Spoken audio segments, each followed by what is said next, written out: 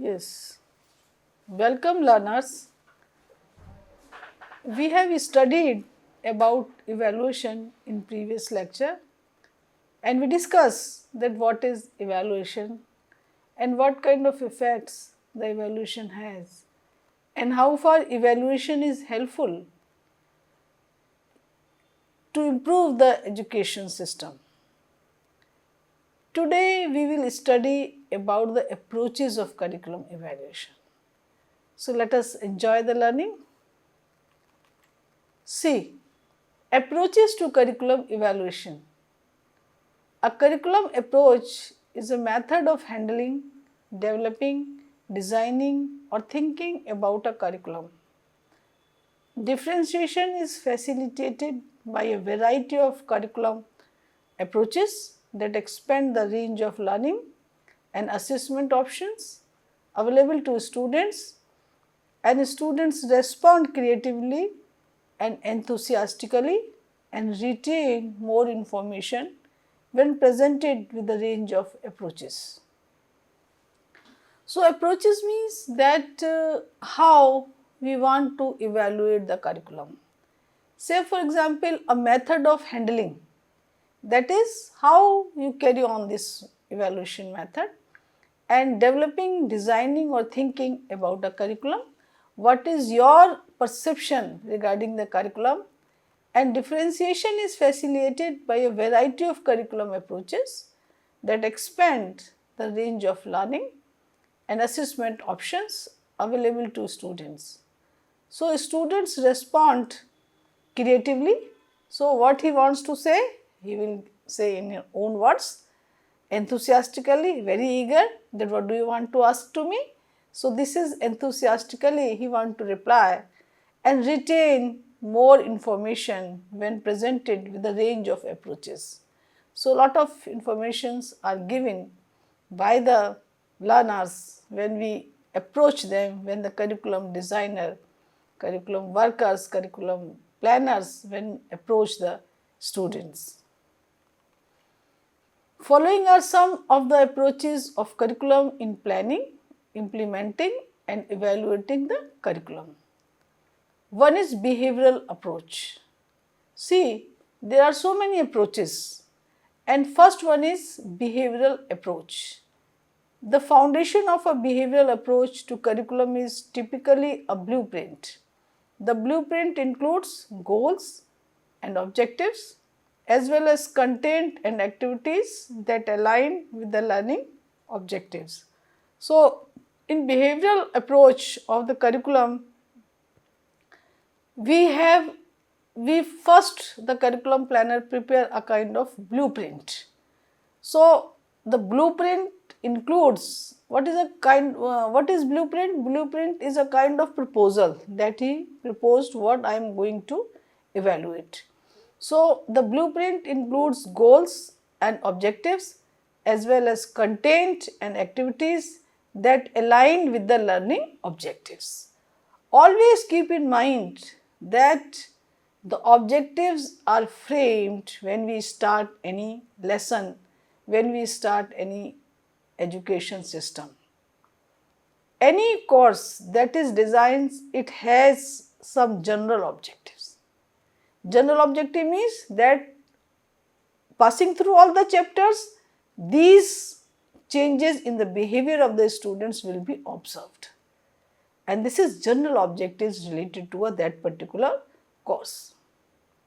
So, what I want to say that whatever the planner, the evaluation is concerned, the evaluation is concerned with that what kind of changes the curriculum designer wants to see in the behavior of the students.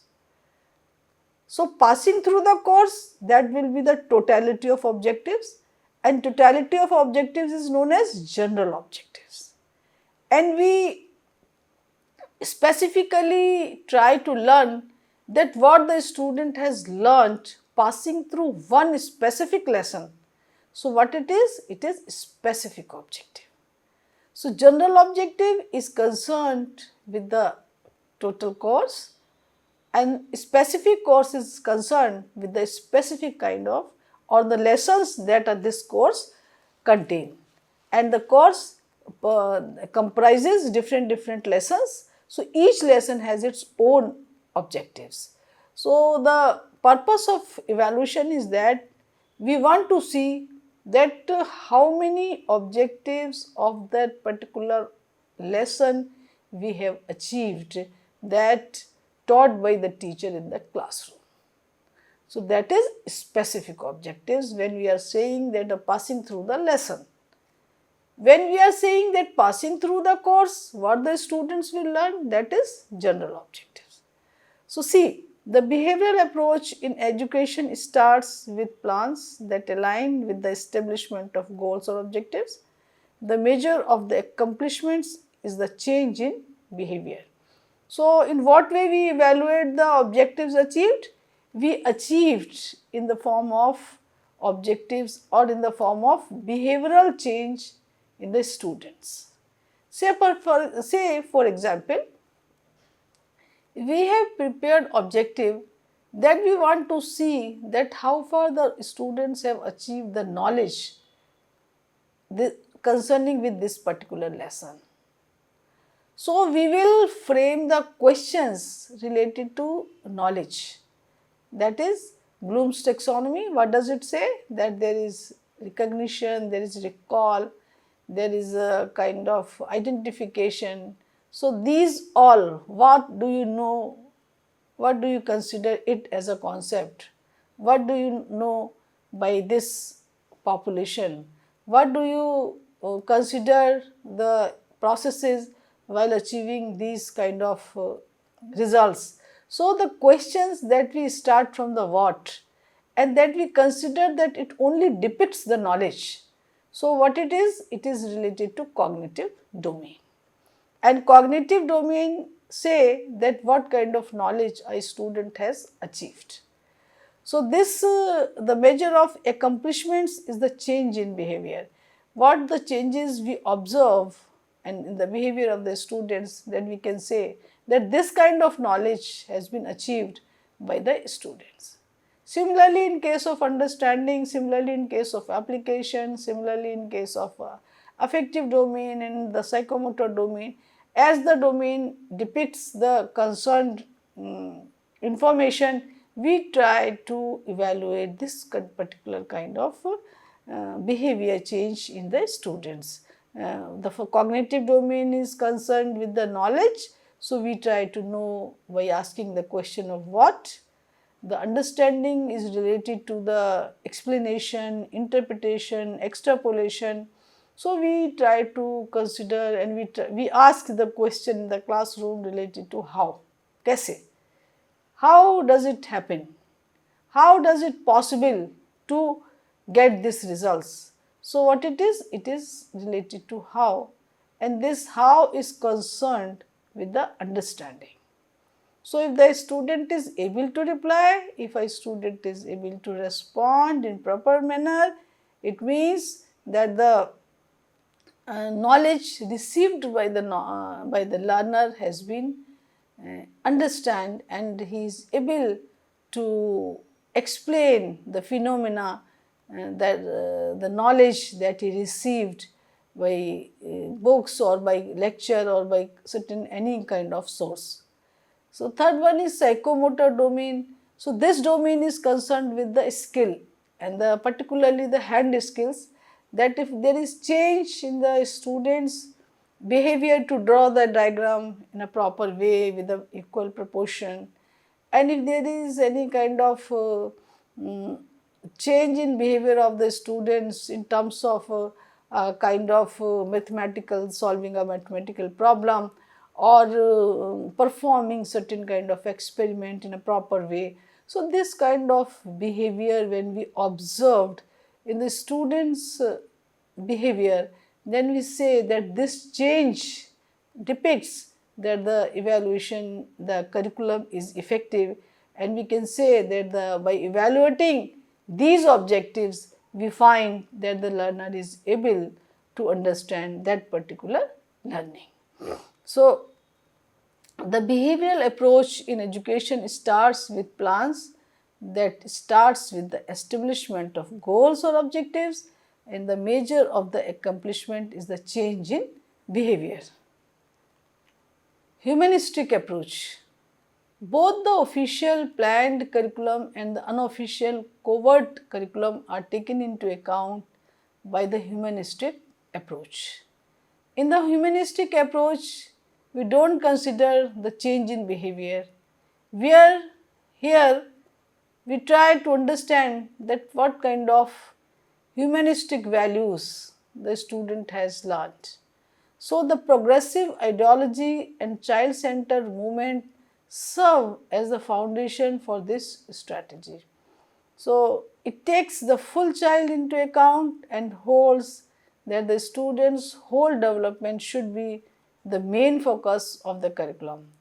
And since the student is at the core of the curriculum, everything that happens in schools may be assessed based on how much it costs and how much it contributes to the student's total learning.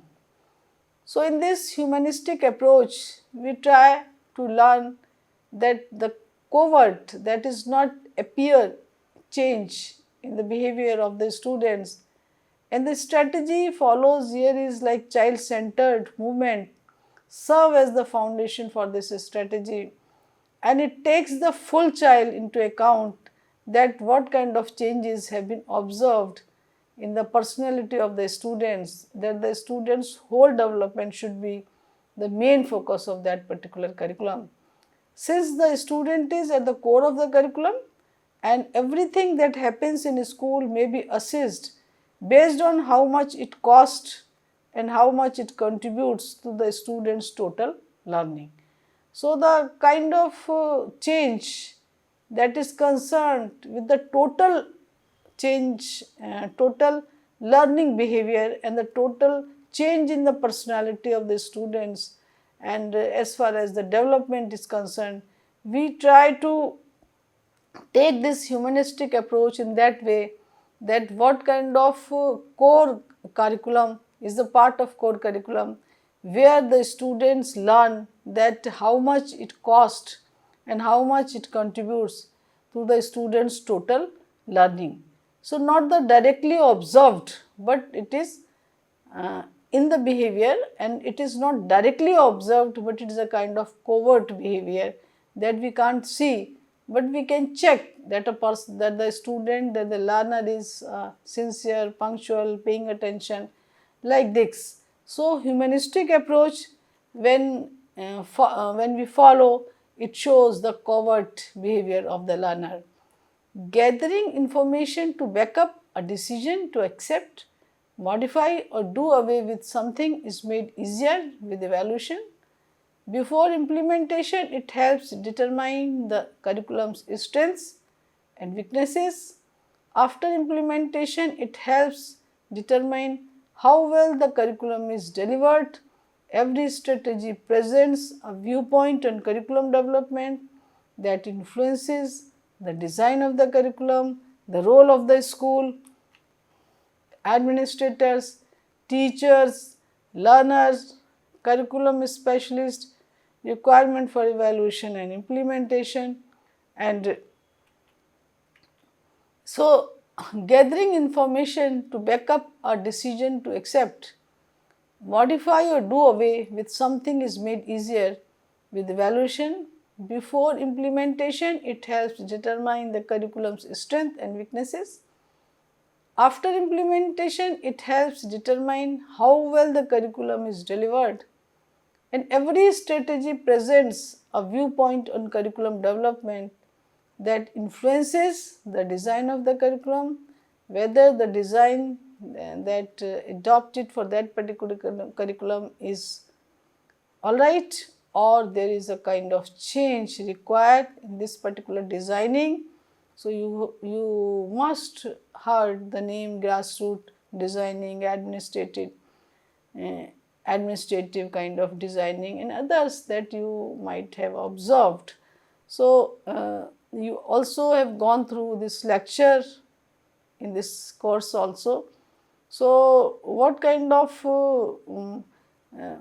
factors that being affected by this kind of evaluation is the design of the curriculum, whether this design is all right or there is need to modify it. The role of the school, what kind of role the school has to play, that should be redefined, that should be in a form of objectives, that what kind of education do you want to give in perspective of this sociological, philosophical and psychological foundations, what kind of learners do you want to produce from your school, and what kind of changes do you want to see in the behavior of the students. So, what is particular role of school specifically in terms of change of behavior in the students, that also influences the humanistic kind of approach of evaluation. Administrators, what they are doing, whether the decisions taken by them are all right or need to certain kind of modification. Teachers, what they are doing in the classroom, are the plan delivered effectively, and a kind of other behavior of the teacher or the interaction of the teacher with the student, that also play a very important role. So, learner psychological need, what the learner is doing in the classroom. So, these all kind of things that we try to solve with the help of this kind of try to evaluate through this humanistic approach. Curriculum specialist, requirements for evaluation and implementation. So, these are the every strategy presents a viewpoint in curriculum development that influences the following: the design of the curriculum, the role of schools, administrators, teachers, learner, curriculum specialist, requirements for evaluation and implementation. Now, the next approach is managerial approach of evaluation. Under this method, the principal serves as both the curriculum leader and the instructional leader, who is also expected to serve as the general manager. Curriculum and instruction are planned and organized by the general manager, who also sets priorities and policies and determines the path of change and innovation. Curriculum managers oversee curriculum developments and modifications while reorganizing school and allocating resources. See, in this managerial approach, we try to see that the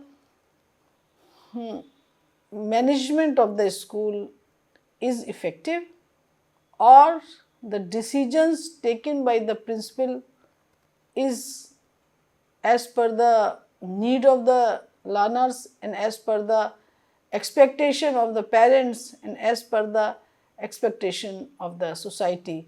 So, in this managerial approach, we try to know that what kind of instructions that have been planned by the principal, by the manager, are quite beneficial to this particular group, target group, that is learner, or what kind of strategy the administrator is following to manage the school, to allocation of the work to the teachers, and assignment of other duties to the teachers, and what kind of resources are there, allocation of these resources, proper utilization of the resources, and other managerial approach that is also very essential in relation to this kind of evaluation is that the totality, what the evaluation is saying, or in totality the management arrangement made by the managers or principal are quite all right, or is there any kind of need to modify this administration. So, the kind of managerial approach says about the effectiveness of the school administration, that comes that the what kind of duty is assigned to the teacher by the principal, what kind of resources available have been allocated for a particular or maximum utilization, and what kind of fee has been decided, what kind of plan has been framed by the principal, that in that way we will complete our academic session. So, these all managerial approaches that we follow in this uh, kind of curriculum evaluation. Here just we want to see how far the administration is effective to achieve the educational objectives that framed before implementing any educational plan or any curriculum. So, this kind of managerial approach is exclusively concerned with the administration. The roles of the curriculum supervisors are, because supervisors are also concerned with the administration, so we have to see that what kind of role a supervisor has to play. Assist in creating the educational objectives of the school, that what are the educational objectives of that particular school.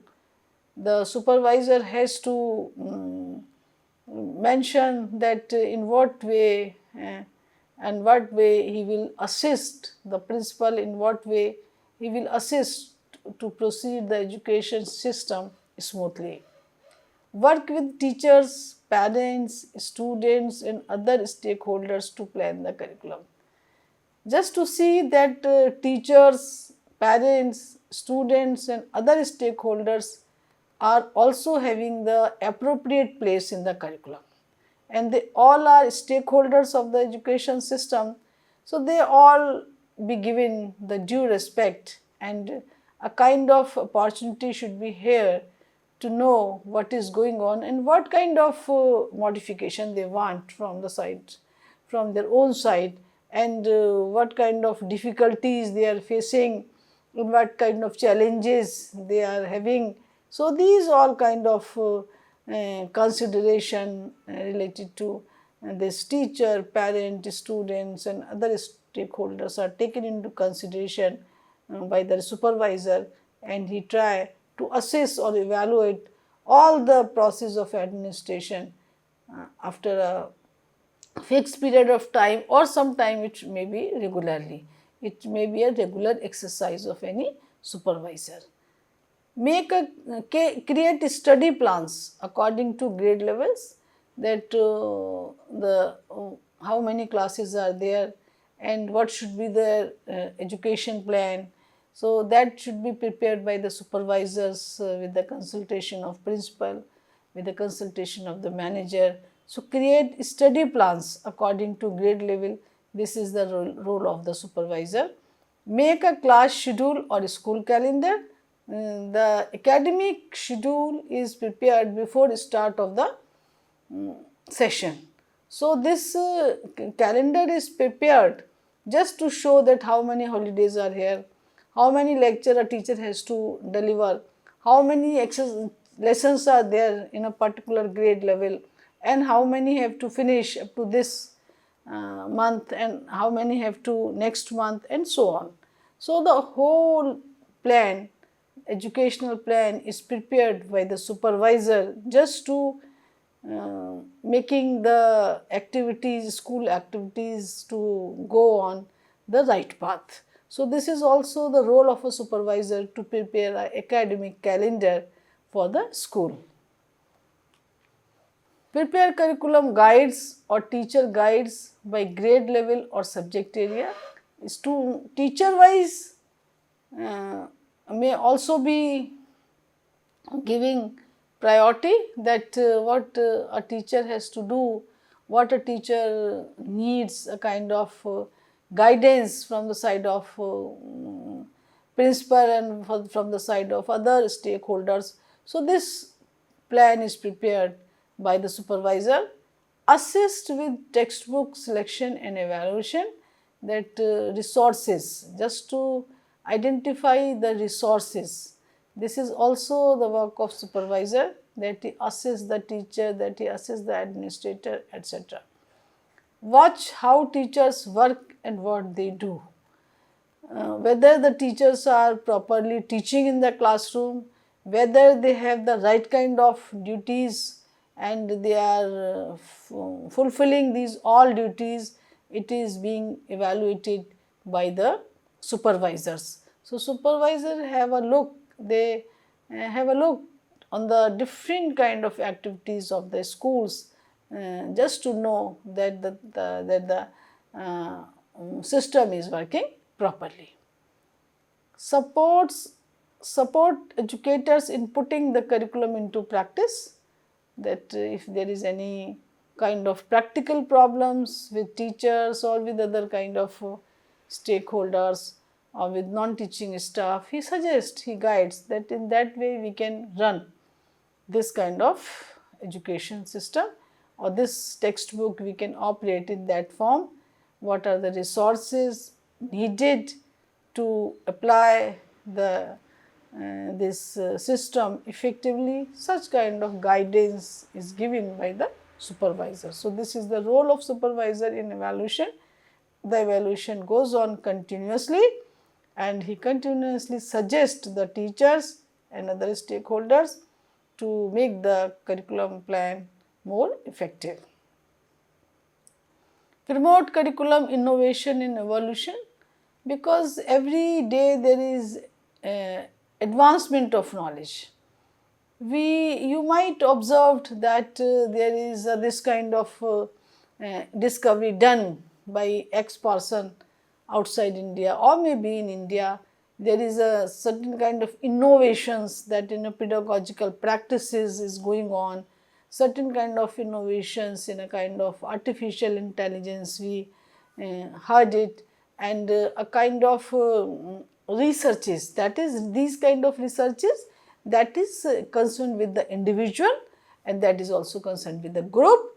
So, technological advancement, so these all kind of addition we always heard in our outer environment. So, supervisor has the role to guide the teachers, that you can add in your textbook or in your lecture this kind of information also, because this is the important and latest information that a teacher should deliver to our students, and our students should be familiarized with such kind of latest knowledge. So, this role a supervisor has to play in this kind of evaluative system. Establish criteria for curriculum and assessment of instruction. Criteria is defined by the other person, supervisor defined with consultation of principal and managers. Criteria means a certain kind of rules and certain kind of conditions are provided to the teacher, that you will have to do this under this condition. So, this kind of criteria means that rules, conditions of that particular school is make clear to the teachers and the other non-teaching staff also, and following this criteria all the activities run. So, the supervisor role in the evaluation process is that he assists whether whether the stakeholders are following this particular criteria, because without internal evidences, without external evidences, it is not possible to evaluate any system. So, supervisor's role is prime role, and he has to know that the criteria established by the school that should be followed by the teachers and other staff of the school strictly. An assessment of instructions also. So, whether when the evaluation is going on, this criteria is considered, just to know that how far the criteria, how far the rules, how far the conditions have been fulfilled by the teachers and other stakeholders.